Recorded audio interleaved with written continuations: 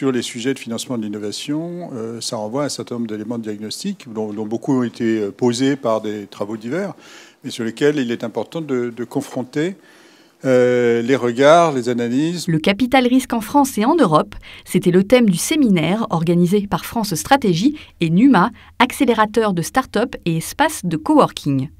Malgré un fort taux de croissance, la France et l'Europe bénéficient encore de 6 à 7 fois moins d'investissements en capital risque que les États-Unis. En premier lieu, on a une faiblesse des business angels qui, comparé en fait aux autres pays européens, ne permet pas aux capitalistes d'avoir un choix assez important dans leur premier cycle d'investissement, c'est le premier élément.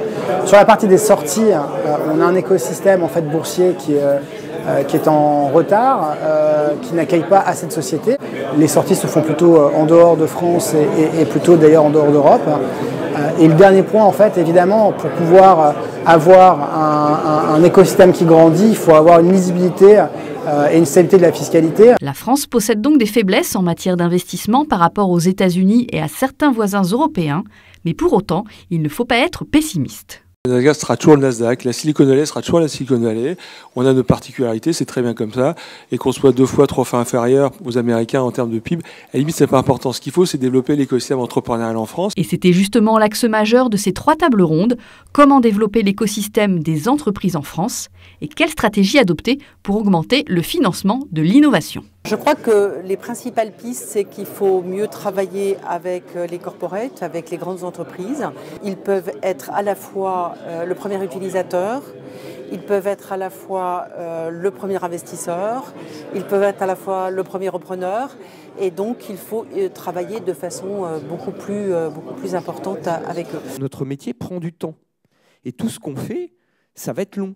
Si aujourd'hui vous donnez 20 millions d'euros à toutes les startups, ça sert à rien. Ça sert à rien de nous donner si on n'arrive pas à faire de la performance ou nous laisser faire de la performance. Ce constat de l'état du capital risque a aussi entraîné une réflexion autour de la culture de l'innovation en France. Paris a clairement une place à prendre en tant que hub européen.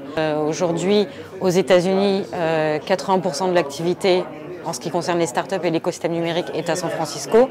En Europe, on a le même sujet. Il y a Berlin, il y a Paris. Il y a aussi un peu cette course-là qui s'est enclenchée aujourd'hui. Et la question est qui arrivera à créer le plus de synergie, le plus d'émulation, le plus de rencontres entre des fonds d'investissement, des startups, mais également des grands comptes, des étudiants, jeunes diplômés qui seraient amenés à créer leur entreprise. Les startups n'hésitent pas à aller chercher des financements où ils se trouvent.